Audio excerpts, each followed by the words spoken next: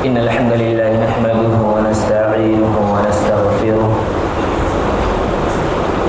ونعوذ بالله من شرور أنفسنا ومن سيئات أعمالنا من يهده الله فلا مضل له ومن يضلل فلا هادي له وأشهد أن لا إله إلا الله وأشهد أن محمدا عبده ورسوله.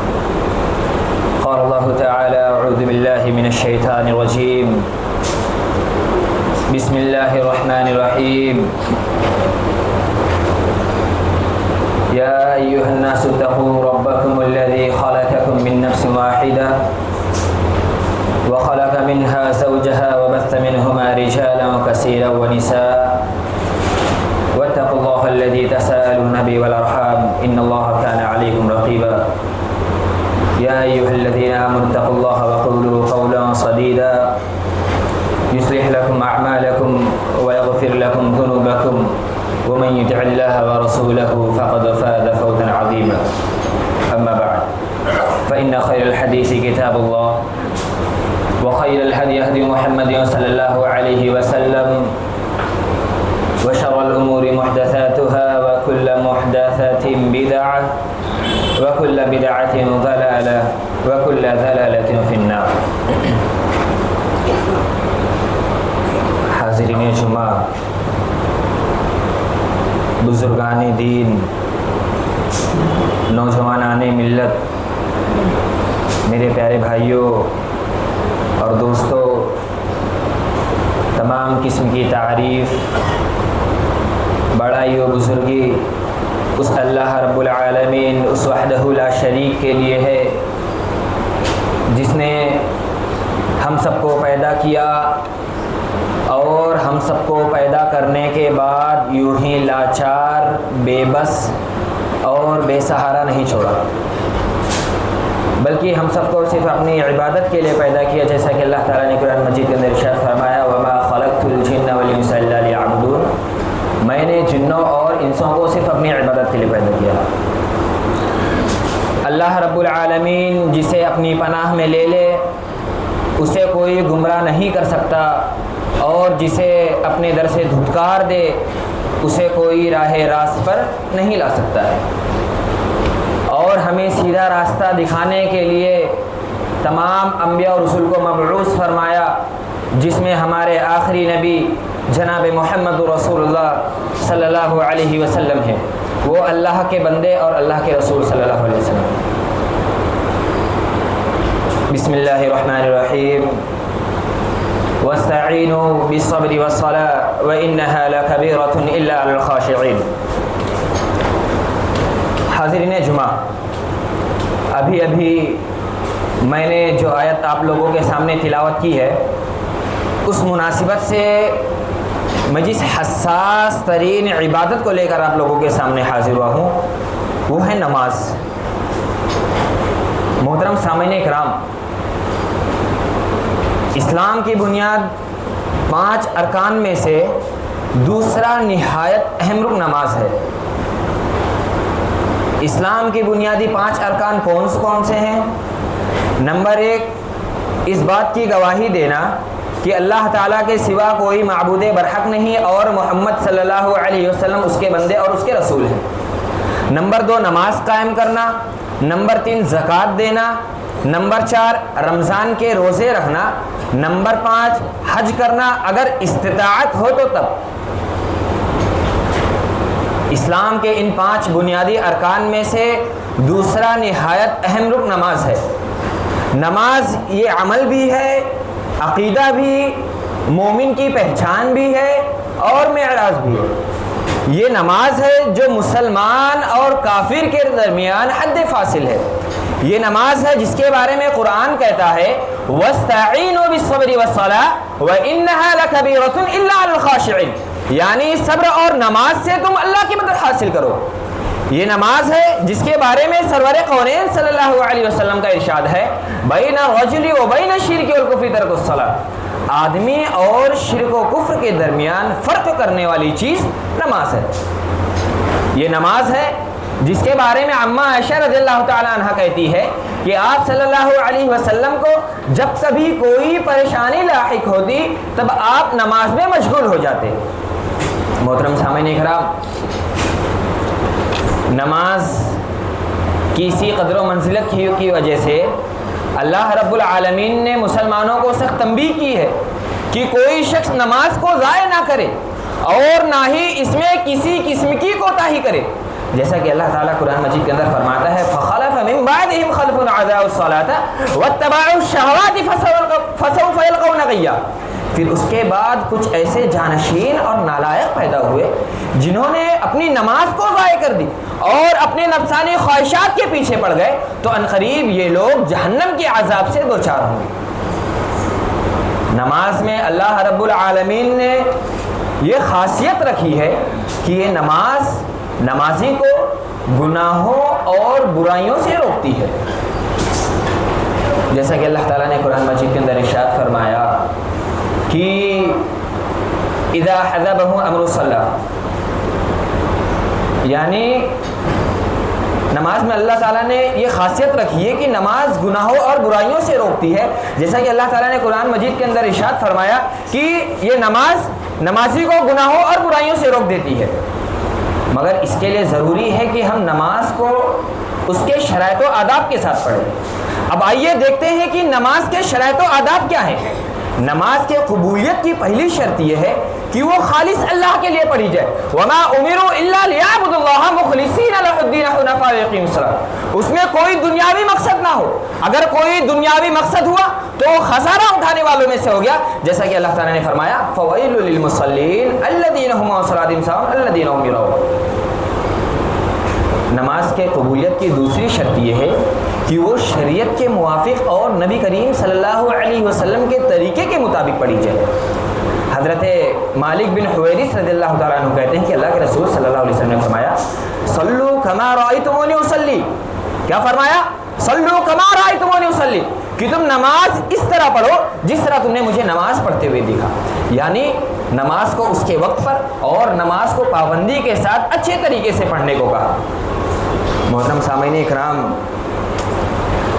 نماز کی اتنی اہمیت و فضیلت ہے تو ہمیں چاہیے کہ ہم نماز کے شرائط و آداب مکمل کرنے کے بعد اپنے نماز میں خشوع و خضوع پیدا کریں۔ اب ذہن میں یہ سوال پیدا ہو گیا کہ نماز میں خشوع و خضوع کیا ہے؟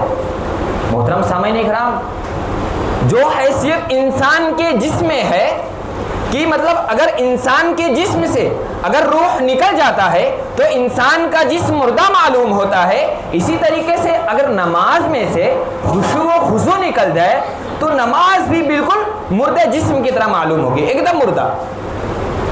اللہ رب العالمین نے نماز میں خشوع و خضوع کرنے والوں کے لیے کامیابی بتایا ہے، اور اللہ تعالیٰ کا فرمان ہے قد افلح المؤمنون الذین هم فی صلاتہم خاشعون، یقیناً مومنوں نے فلاح و کامیابی حاصل کر لی جو اپنے نماز میں خشوع و خضوع کرتے ہیں۔ اسی طرح نماز میں خشوع و خضوع کرنے والوں کے لیے نبی کریم صلی اللہ علیہ وسلم نے بتایا ہے کہ جو شخص نماز میں خشوع و خضوع کرتا ہے تو اس کے گناہوں کے لیے کفارہ ہے۔ اللہ کے رسول صلی اللہ علیہ وسلم نے فرمایا جو کوئی مسلمان ایسا کرے کہ نماز کا وقت آنے سے پہلے اس کے لیے اچھے طریقے سے وضو کرے اور خشوع اور رکوع کرے تو اللہ رب العالمین اس کے ماقبل گناہ کو معاف کر دیتا ہے، الا کہ وہ کبیرہ گناہ نہ کیا ہو۔ اگر وہ کبیرہ گناہ کیا ہو تو اس کے لیے اسے چاہیے کہ وہ اللہ رب العالمین سے توبہ کرے سچے دل کے ساتھ، اللہ رب العالمین سے سچے دل کے ساتھ توبہ کرے۔ اور جو چھوٹے چھوٹے گناہوں کا معاملہ یہ ہے کہ وہ نماز پڑھنے کے ساتھ ساتھ اللہ رب العالمین اسے معاف کر دیتا ہے۔ اب ہمارے ذہن میں یہ سوال پیدا ہوا کہ ہم اپنے نماز میں خشوع و خضوع کس طرح پیدا کریں؟ نماز میں خشوع و خضوع پیدا کرنے کے چند صورتیں ہیں۔ پہلی صورت تو یہ کہ بندہ اپنے خالق کی عظمت کو ذہن میں رکھے، بندہ اپنے خالق کی عظمت کو ذہن میں رکھے، کیونکہ وہ اس وقت اپنے رب سے سرگوشی کر رہا ہے۔ اللہ کے رسول صلی اللہ علیہ وسلم نے فرمایا کہ جب تم میں سے کوئی شخص نماز پڑھتا ہے تو وہ اپنے رب سے سرگوشی کر رہا ہوتا ہے، یعنی وہ بات کر رہا ہوتا ہے، وہ دیکھے کہ وہ کس انداز میں بات کر رہا ہے، یعنی وہ نہ جب نماز پڑھ رہا ہے تو اس کے ذہن میں اس کے رب کی تمنا ہے کہ نہیں، اس کے رب اس کے ذہن میں ہے کہ نہیں؟ لیکن ہم نماز پڑھ رہے ہوتے ہیں، ہمارے دل و دماغ میں یہاں وہاں کی باتیں ہوتی ہیں، ہمارے ذہن میں یہاں وہاں کی باتیں ہوتی ہیں، ہم اللہ رب العالمین کو یاد نہیں کر رہے ہوتے، ہم اللہ رب العالمین سے بات نہیں کر رہے ہوتے، بلکہ ہم یہاں وہاں کی باتیں اپنے ذہن میں لاتے ہیں، یہاں وہاں کی باتیں سوچتے ہیں، جس کی وجہ سے ہم اپنی نماز کو خراب کر دیتے ہیں۔ یہ تھی نماز میں خشوع و خضوع پیدا کرنے کی پہلی صورت۔ نماز میں خشوع و خضوع پیدا کرنے کی دوسری صورت یہ ہے کہ نماز کو سکون و اطمینان کے ساتھ پڑھے۔ جلد بازی کرنے سے نماز میں سے خشوع و خضوع نکل جاتا ہے۔ حضرت ابو ہریرہ رضی اللہ تعالیٰ عنہ کہتے ہیں کہ اللہ کے رسول صلی اللہ علیہ وسلم مسجد کے ایک کونے پہ تشریف فرما تھے، اتنے میں ایک شخص آیا اور نماز پڑھا، اور اللہ کے رسول صلی اللہ علیہ وسلم کے پاس آ کر کہتا ہے، سلام کرتا ہے۔ آپ صلی اللہ علیہ وسلم سلام کا جواب دیتے ہیں اور اس شخص سے کہتے ہیں کہ واپس جا، نماز پڑھ، تو نے نماز نہیں پڑھی۔ وہ شخص واپس جاتا ہے اور پھر نماز پڑھتا ہے، پھر نماز ختم کرنے کے بعد آپ صلی اللہ علیہ وسلم کے پاس آتا ہے اور پھر سلام کرتا ہے۔ پھر آپ صلی اللہ علیہ وسلم سلام کا جواب دیتے ہیں اور کہتے ہیں واپس جا، پھر سے نماز پڑھ، تو نے نماز نہیں پڑھی۔ تیسری مرتبہ وہ شخص جب نماز پڑھ کر ریٹرن آتا ہے تب آپ صلی اللہ علیہ وسلم پھر اسے یہی بات کہتے ہیں، واپس جا، پھر سے نماز پڑھ، تو نے نماز نہیں پڑھی۔ وہ شخص کہتا ہے اس ذات کی قسم جس نے آپ کو حق کے ساتھ مبعوث فرمایا، میں اس سے بہتر نماز پڑھنا نہیں جانتا ہوں، لہٰذا آپ مجھے بتلا دیجیے۔ آپ صلی اللہ علیہ وسلم نے کہا کہ پہلے تم تکبیر کہو، اس کے بعد قرآن کی تلاوت کرو جتنا کہ تم کو یاد ہو، اس کے بعد رکوع کرو، اطمینان کے ساتھ رکوع کرو، اس کے بعد جب رکوع سے اٹھو تو اطمینان کے ساتھ اٹھو یہاں تک کہ تم کھڑے ہو جاؤ، اس کے بعد سجدہ کرو تو اطمینان کے ساتھ سجدہ کرو، اور جب سجدے سے اٹھو تو اطمینان کے ساتھ اٹھو یہاں تک کہ تم بیٹھ جاؤ۔ اسی طرح آپ پورے نماز میں کرتے رہو۔ اس حدیث کو سامنے رکھیے اور ہم اپنے آپ کو دیکھیں تو ہمیں یہ اندازہ ہوتا ہے کہ کیا ہمارے نماز میں خشوع و خضوع باقی ہے؟ کیا ہم نماز اچھے طریقے سے پڑھتے ہیں؟ آج اگر ہمارے پاس وقت نہیں ہوتا ہے تو ہم آتے ہیں، نماز اتنی جلدی پڑھتے ہیں کہ ہمیں یہ تک نہیں پتہ ہوتا ہے کہ ہم نے کتنی رکعتیں پڑھی۔ بعض شخص ایسے ہیں 4 رکعت پڑھنے کے بجائے 3 رکعت پڑھتے نکل جاتے، کیونکہ انہیں پتہ ہی نہیں ہوتا کہ وہ کتنی رکعت پڑھے، جلد بازی کی وجہ سے۔ آج ہمارا حال یہ ہے کہ جلد بازی میں ہم اتنے مشغول رہتے ہیں کہ ہمیں یہ تک نہیں پتہ ہوتا ہے کہ ہم نے 2 سجدے کیے ہیں یا 1 سجدے کیے۔ محترم سامعین اکرام، اسی لیے ہمیں چاہیے کہ ہم اپنے آپ کو اس معاملے میں سدھاریں۔ تیسری صورت یہ ہے کہ مصلی کو چاہیے کہ وہ اپنے آگے سترہ رکھ کر نماز پڑھے۔ اللہ کے رسول صلی اللہ علیہ وسلم نے فرمایا کہ جب مصلی نماز پڑھتا ہے تو اسے چاہیے کہ وہ اپنے آگے سترہ رکھ کر نماز پڑھے کہ کہیں شیطان اس کی نظر کو نہ کاٹ دے، کہیں شیطان اس کی نظر کو نہ کاٹ دے، اس کی نظر یہاں وہاں نہ پڑے۔ محترم سامعین اکرام، اسی طرح نماز میں خشوع و خضوع پیدا کرنے کی چوتھی صورت یہ ہے کہ جب بندہ حالت قیام میں ہو تو اسے چاہیے کہ وہ اپنی نگاہ کو سجدے کی جانب رکھے۔ اللہ کے رسول صلی اللہ علیہ وسلم نے فرمایا کہ جب تم میں سے کوئی شخص نماز پڑھتا ہے، حالت قیام میں ہوتا ہے، تو اسے چاہیے کہ وہ اپنی نگاہ کو سجدے کی جانب رکھے، کیونکہ اس وقت اس کا رب اس کو دیکھ رہا ہوتا ہے، اس کا رب اس وقت اس کو دیکھ رہا ہوتا ہے، اور جب وہ اپنی نگاہ کو یہاں وہاں پھیر لیتا ہے تب اس کا رب بھی اس کے چہرے کی جانب سے اپنے چہرے کو پھیر لیتا ہے، یعنی اپنی نگاہ کو پھیر لیتا ہے۔ اس حدیث سے ہمیں سیکھنا چاہیے اور ہمیں اندازہ لگانا چاہیے کہ ہم میں سے کتنے ایسے لوگ ایسے بھی ہیں کہ جب نماز پڑھ رہے ہوتے ہیں تو گھڑی دیکھ رہے ہوتے ہیں، نماز پڑھ رہے ہوتے ہیں تو یہ دیکھ رہے ہوتے ہیں کہ فلاں شخص کب آیا ہے، نماز پڑھ رہے ہوتے ہیں تو یہ دیکھ رہے ہوتے ہیں کہ فلاں شخص جا رہا ہے، یہ دیکھ رہے ہیں کہ ہمارے بازو میں کون آ کے کھڑا ہے، یہ دیکھ رہے ہیں کہ کون شخص وضو کر رہا ہے۔ محترم سامعین اکرام، اس حدیث کو سامنے رکھیے اور سوچئے کہ ہم کتنے بدنصیب ایسے لوگ ہیں جو نماز پڑھ رہے ہوتے ہیں، ہم یہ تک نہیں سوچتے کہ ہمارا رب ہمیں دیکھے، ہمارا رب ہمیں دیکھے، ہم سجدے کی جانب دیکھنے کی بجائے یہاں وہاں دیکھ رہے ہوتے ہیں۔ محترم سامعین کرام، یہ تھے چند ایسے امور جن کو پورا کرنے سے ہم اپنے نماز میں خشوع و خضوع پیدا کر سکتے ہیں۔ اللہ رب العالمین سے دعا ہے کہ اللہ تعالی ہم سب کو اپنے نماز میں خشوع و خضوع پیدا کرنے کی توفیق عطا فرمائے، اور ہم سب کو نماز کے تمام شرائط و آداب مکمل طریقے سے نماز پڑھنے کی توفیق عطا فرمائے، آمین۔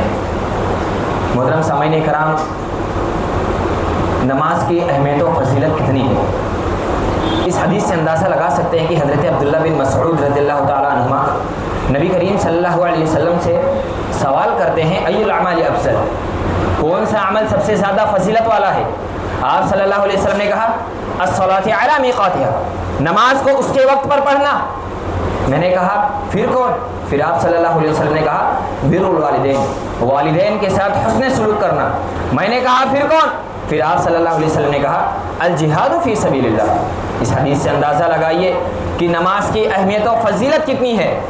نماز کی اہمیت و فضیلت کا اندازہ آپ اس حدیث سے بھی لگا سکتے ہیں کہ حضرت عبداللہ بن عباس رضی اللہ تعالیٰ عنہما کہتے ہیں کہ اللہ کے رسول صلی اللہ علیہ وسلم جب معاذ بن جبل کو یمن کی جانب حاکم بنا کر بھیجا، تب حضرت معاذ بن جبل سے کہا کہ اے معاذ، یمن والوں کو پہلے کہنا کہ وہ اس بات کی گواہی دے، یمن والوں کو کہنا کہ پہلے وہ لوگ اس بات کی گواہی دے کہ اللہ تعالیٰ کے سوا کوئی معبود برحق نہیں، اور اگر وہ لوگ اس چیز کو مان لے تو انہیں کہنا کہ میں اللہ کا بندہ اور اس کا رسول، یعنی آپ صلی اللہ علیہ وسلم کی طرف منسوب کیا۔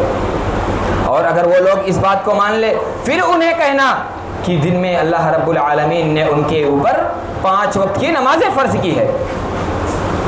محترم سامعین کرام، نماز یہ اللہ رب العالمین کو اتنا محبوب ہے، نماز اللہ رب العالمین کو اتنا محبوب ہے کہ اگر ہم میں سے کوئی شخص دن میں 5 وقت کی نمازیں پڑھتا ہے تو اللہ رب العالمین اسے 50 وقت کی نماز کا ثواب دیتا ہے۔ کتنے وقت کا نماز کا ثواب دیتا ہے؟ 50 وقت کا۔ اب اس حدیث سے اندازہ لگائیے کہ نماز کی اہمیت و فضیلت کتنی ہے۔ محترم سامعین کرام، آج کے اس دور میں بہت سے نام نہاد مسلمان ایسے ہیں جو اپنے آپ کو مسلمان تو کہتے ہیں لیکن نماز سے دور ہیں۔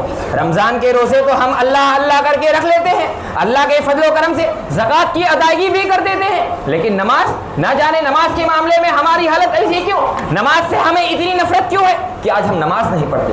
آج ہمارا حال یہ ہے کہ فجر کے وقت بستر پر سوئے ہوئے کھراٹے لیتے گزار دیتے ہیں، ظہر کھانے پینے میں گزار دیتے ہیں، عصر مال و دولت کمانے میں گزار دیتے ہیں، مغرب بازاروں میں گھومنے پھرنے میں گزار دیتے ہیں، اور عشاء موبائل پر واٹس ایپ، فیس بک، انسٹاگرام وغیرہ چلانے اور دیکھنے میں گزار دیتے ہیں، اور ہفتے میں آتے ہیں جمعہ کی نماز پڑھنے، وہ بھی صرف 2 رکعت، وہ بھی اس وجہ سے آتے ہیں تاکہ گاؤں اور محلے والوں کو دکھانے کے لیے، تاکہ لوگ یہ نہ کہیں کہ فلاں شخص کا لڑکا تو جمعہ کی نماز بھی نہیں پڑھتا، تاکہ لوگ یہ نہ کہیں کہ فلاں شخص کا لڑکا تو جمعہ کی نماز بھی نہیں پڑھتا۔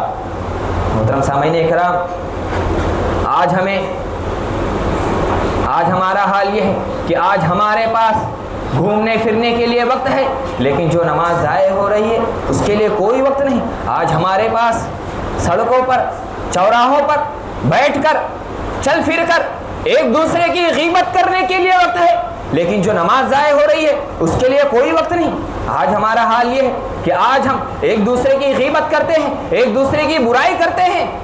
محترم سامعین اکرام، وہ بھی نماز چھوڑ کر، ایک تو ہم نماز نہیں پڑھ رہے ہوتے ہیں، اس کا الگ سے گناہ ہمیں مل رہا ہے، اور اوپر سے کسی مسلمان بھائی کی غیبت کر رہے ہیں، کسی مسلمان بھائی کی برائی کر رہے ہیں، اس کا الگ سے گناہ۔ حضرت ابوبکر صدیق رضی اللہ تعالیٰ عنہ کسی غلام کی برائی کر رہے تھے، اتنے میں کھانے کا وقت ہوا، اللہ کے رسول صلی اللہ علیہ وسلم آئے اور دسترخوان پر بیٹھا، حضرت ابوبکر بھی آ کر بیٹھے۔ اللہ کے رسول صلی اللہ علیہ وسلم نے کہا اے بکر، کیا تو نے کھانا نہیں کھایا؟ حضرت ابوبکر کہنے لگے اے اللہ کے رسول، میں بھوکا ہوں، میں کچھ نہیں کھایا ہوں۔ اللہ کے رسول صلی اللہ علیہ وسلم کہنے لگے کیا تو نے ابھی اپنے مردے بھائی کا گوشت نہیں کھایا؟ کیا تو نے کسی غلام کی برائی نہیں کی؟ کیا تو نے غلام کی برائی نہیں کی؟ کیا تو نے اپنے مردے بھائی کا گوشت نہیں کھایا؟ محترم سامعین اکرام، یہ حدیث تھی برائی کے معاملے میں. اسی طریقے سے ایک حدیث جو اچھائی کے معاملے میں بھی ہے کہ اگر ہم کسی کی بڑائی بھی کرنا چاہتے ہیں تو نہ کریں, کسی کی تعریف بھی کرنا چاہتے ہیں تو نہ کریں. حضرت ابو بکر رضی اللہ تعالیٰ عنہ کہتے ہیں کہ نبی کریم صلی اللہ علیہ وسلم کی موجودگی میں ایک شخص دوسرے شخص کی تعریف کر رہا تھا. اتنے میں اللہ کے رسول صلی اللہ علیہ وسلم کہنے لگے ہلاکت ہے 3 مرتبہ کہا تیرے لیے ہلاکت ہے, تو نے اپنے بھائی کی گردن کاٹ دی. پھر اللہ کے رسول صلی اللہ علیہ وسلم نے کہا کہ اگر تم میں سے کوئی شخص دوسرے شخص کی تعریف ضرور کرنا چاہتا ہے تو وہ کہے کہ فلاں شخص کے بارے میں میرا یہ خیال ہے. اللہ رب العالمین کے ہاں تم کسی کو محبوب قرار نہیں دے سکتے. محترم سامعین کرام, آئیے نماز کے معاملے میں کہ آج ہمارا حال یہ ہے کہ آج ہمیں دنیاوی آرام کمانے کے لیے فکر لگی رہتی ہے. آج ہم پیسہ کمانے نکل جاتے ہیں لیکن جو نماز ضائع ہو رہی ہے اس کی کوئی فکر نہیں. افسوس کا مقام ہے, دین کا اتنا اہم ستون, کفر و اسلام کے درمیان فرق کرنے والی عبادت, نبی کی آنکھوں کی ٹھنڈک, اور آج ہم اس سے غافل ہیں. اپنے آپ کو مسلمان کہنے کے باوجود ہم نماز سے دور ہیں, جبکہ رسول اکرم صلی اللہ علیہ وسلم کے زمانے میں منافقین کو بھی نماز پڑھنی پڑتی تھی. حالانکہ ان منافقین کا انجام قرآن مجید میں کافروں سے بدتر بتلایا گیا ہے, مگر ان منافقین کے بارے میں قرآن کہتا ہے وَإِذَا قَامُوا إِلَى الصَّلَاةِ قَامُوا كُسَالَىٰ, کہ جب وہ نماز کے لیے اٹھتے تو سستی اور کاہلی کے ساتھ اٹھتے, مگر نماز پڑھتے. گویا ہماری حالت تو ان منافقوں سے بدتر ہے. ہمارا حال تو یہ ہے کہ ہم کی اذان ہوتی رہتی ہے, ہم میوزک میں, ٹی وی میں, کھیل کود میں اور اپنے کام کاج میں مشغول رہتے ہیں. ہمارے کانوں تک جو تک نہیں رہتی. اذان کی آواز اگر ہمارے کانوں تک آ بھی جائے, اگر ہم کسی سے بات کر رہے ہوتے ہیں تو اپنی آواز کو اور بلند کر دیتے ہیں, اپنی بات کو اور بلند کر کے بولتے ہیں تاکہ اذان کی آواز ہمیں نہ سنائی دے, اذان کی آواز سامنے والے کو نہ سنائی دے اور پتہ نہ چلنے پائے کہ اذان ہوئی ہے. اپنی بات کو اذان سے اوپر قرار دیتے ہیں. اگر ہم میں سے کوئی شخص موبائل چلا رہا ہوتا ہے, اذان ہوتی ہے, موبائل کی آواز ہم اور تیز کر دیتے ہیں, موبائل کی آواز ہم اور تیز کر دیتے ہیں تاکہ اذان کی آواز ہمارے کانوں تک نہ پہنچے, اذان کی آواز ہمارے کانوں تک نہ پہنچے. حضرت ابو ہریرہ رضی اللہ تعالیٰ, اس حدیث سے اندازہ لگائیے کہ اذان کی آواز سے کون بھاگتا ہے. حضرت ابو ہریرہ رضی اللہ تعالیٰ عنہ کہتے ہیں کہ اللہ کے رسول صلی اللہ علیہ وسلم نے فرمایا کہ جب نماز کے لیے آواز دی جاتی ہے, یعنی جب اذان ہوتی ہے, شیطان گوش مار کر بھاگتا ہے اور اتنی دور بھاگتا ہے کہ اس کے کان میں اذان کی آواز نہ جائے. اور جب اذان ختم ہو جاتی ہے تب شیطان واپس آتا ہے, اور پھر جب نماز کے لیے دوبارہ آواز دی جاتی ہے شیطان واپس بھاگ جاتا ہے. یعنی جب تکبیر ہوتی ہے شیطان واپس بھاگ جاتا ہے, اور جب تکبیر ختم ہوتی ہے شیطان واپس آتا ہے, اور جب نماز کھڑی ہوتی ہے بندے کے دل میں وسوسہ ڈالتا ہے, بندے کو پرانی باتیں یاد کراتا ہے جسے وہ یاد نہیں رکھتا, یا شاید کہ وہ اسے یاد رکھنا بھی نہ چاہتا ہو, جس کی وجہ سے اسے پتہ نہیں چل پاتا کہ وہ کتنے وقت کی نماز پڑھے کتنے وقت کی نہیں. محترم سامعین کرام, یہی وجہ ہے کہ دائیں جانب والے جب جنت میں جائیں گے, بائیں جانب والے جب جہنم میں جائیں گے, تو دائیں جانب والے بائیں جانب والے سے پوچھیں گے ما سلککم فی سقر, تم کو کس پاداش میں جہنم کی سزا مل رہی ہے, تو اپنا پہلا جرم یہی بتلائیں گے لم نک من المصلین, ہم نماز پڑھنے والوں میں سے نہیں تھے. لم نک من المصلین, ہم نماز پڑھنے والوں میں سے نہیں تھے. یہی وجہ ہے کہ آپ صلی اللہ علیہ وسلم نے کہا کہ جب تمہارے بچے 7 سال کے ہو جائے تب انہیں نماز پڑھنے کا حکم دو, اور جب 10 سال کے ہو جائے نماز نہ پڑھے ان کو مارو, ان کا بستر الگ کر دو. محترم سامعین کرام, اس حدیث کے تعلق سے چند واقعات ملتے ہیں. خلیفہ عمر بن عبدالعزیز کا واقعہ. خلیفہ عمر بن عبدالعزیز کے ایک صاحبزادے جو کہیں دور تعلیم پا رہے تھے, کسی دن وہ حجامت بنوانے میں اتنے مشغول ہو گئے تھے کہ ان کی عصر کی نماز جماعت کے ساتھ ادا نہ ہو سکی. پھر جب بعد میں خلیفہ عمر بن عبدالعزیز کو پتہ چلا کہ فلاں دن, اس دن کی بات نہیں ہے, فلاں دن ان کے بیٹے حجامت بنوانے میں اتنے مشغول ہو گئے کہ عصر کی نماز جماعت کے ساتھ ادا نہ ہو سکی. خلیفہ عمر بن عبدالعزیز بہت غصہ ہوئے, اپنے بیٹے پر بہت خفا ہوئے, بہت غصہ ہوئے, اور فوراً ان کے استاد کے نام ایک خط لکھا اور اس خط میں درہ بھیجا. اور اس خط میں لکھا ہوا تھا کہ اس درے سے اس کو اتنا پیٹیے کہ درہ چور چور ہو جائے, درے کے ٹکڑے ٹکڑے ہو جائے. اور اس خط میں نیچے یہ بھی لکھا ہوا تھا کہ حجامت بنوانا یہ کوئی شرعی عذر نہ تھا, حجامت بنوانا یہ کوئی شرعی عذر نہ تھا جس کی وجہ سے نماز جماعت کے ساتھ ادا نہ ہوئی.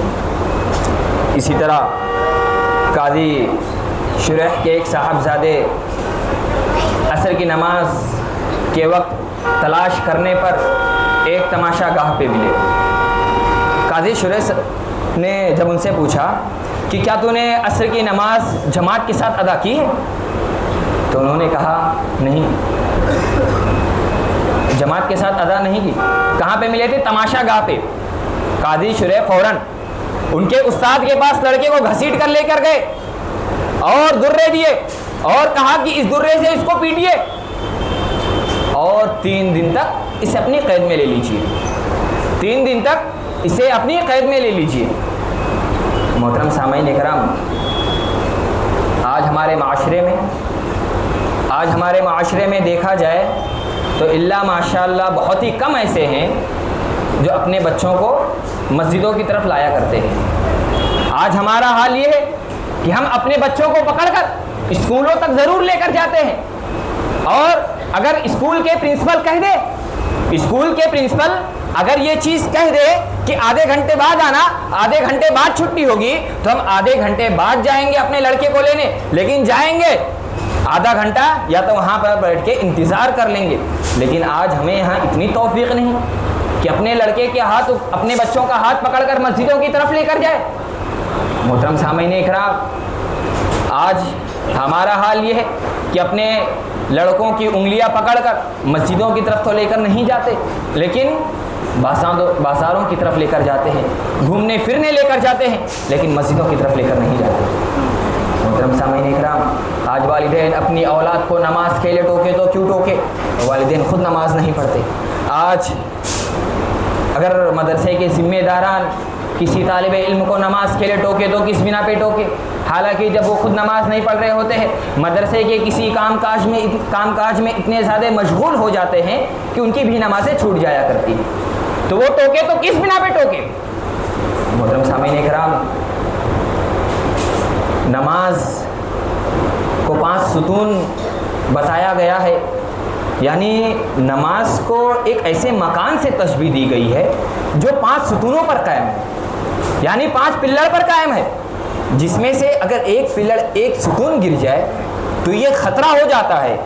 ایک ستون گر جائے تو یہ خطرہ ہو جاتا ہے کہ کہیں مکان نہ گر جائے. ایک ستون کے گرنے سے، ایک پلر کے گرنے سے، ایک کھمبے کے گرنے سے ہمیں یہ خطرہ لاحق ہو جاتا ہے کہ مکان کچا ہو گیا ہے، مکان کے گرنے کا خطرہ ہے، ہمیں اسے جلدی سے جلدی مرمت کرانی چاہیے. لیکن نماز کو تو ہم چھوڑ رہے ہیں نا. اسلام کے گرنے کا تو خطرہ ہے، اسلام کے ختم ہونے کا خطرہ ہے. محترم سامعین اکرام، آج نوجوانوں میں یہ چیزیں پائی جاتی ہیں کہ آج ہم میں سے کتنے شخص ایسے بھی ہیں جن کو نماز پڑھنے کا طریقہ بالکل نہیں پتہ کہ نماز کس طرح پڑھی جائے. آج ہم میں سے اپنے شخص کو، ہمارا حال یہ ہے کہ والدین اپنے اولاد کو آج انجینئر بنا رہے ہیں، ڈاکٹر بنا رہے. میں یہ نہیں کہتا مت بناؤ، مت پڑھاؤ، لیکن یہ ضرور کہتا ہوں کہ انہیں دین کی دعوت دو، انہیں دین کی تعلیم دو، انہیں بتاؤ اسلام کیا ہے، انہیں بتاؤ ایمان کیا ہے. آج ہمارے نوجوانوں کو ایمان کے کتنے ارکان ہیں یہ نہیں پتہ، اسلام کے کتنے ارکان ہیں یہ نہیں پتہ. لیکن اور چیز، بازاروں میں گھومنے پھرنے کی جگہ پوچھ لو، موبائل پر کیا کیا فنکشن ہے وہ پوچھ لو، نوجوانوں میں سب پتہ ہے، لیکن اسلام کی بنیادیں تک نہیں پتہ. آج ہمارا حال یہ ہے کہ نماز پڑھنے کا طریقہ نہیں پتہ.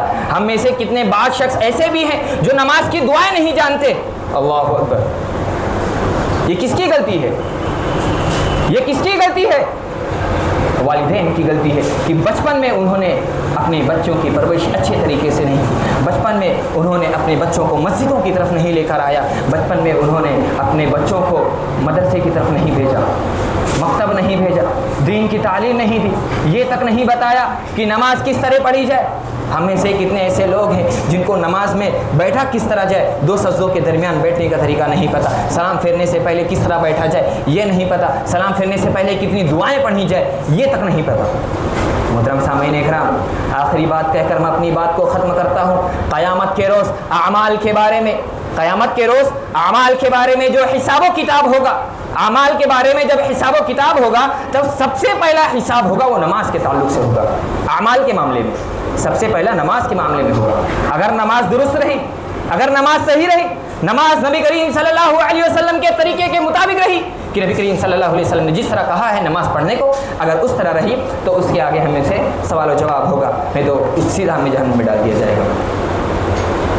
اب اخیر میں اللہ رب العالمین سے دعا ہے کہ اللہ رب العالمین ہم تمام لوگوں کو نماز پڑھنے کی توفیق دے.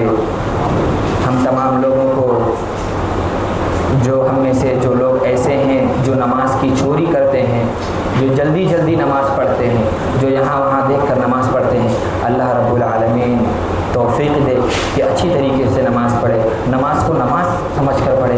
یہ سوچے کہ ہم نماز میں اللہ رب العالمین سے بات کر رہے ہیں, کیونکہ نماز ہی ایک ایسا وقت ہے کہ ہم اس وقت اللہ رب العالمین سے سیدھا بات کر رہے ہوتے ہیں. اللہ تعالی ہم سب کو نماز اچھے طریقے سے پڑھنے کی توفیق عطا فرمائے.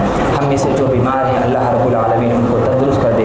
ہم میں سے جو قرض دار ہیں اللہ رب العالمین ان کی قرض کی ادائیگی میں آسانی کر دے, کہ ان کا بھی کوئی نہ کوئی راستہ نکال دے قرض ادا کرنے میں. آمین. اور ہمارا جب خاتمہ ہو ایمان پر ہو. آمین. وآخر دعوانا الحمدللہ رب العالمین. السلام علیکم.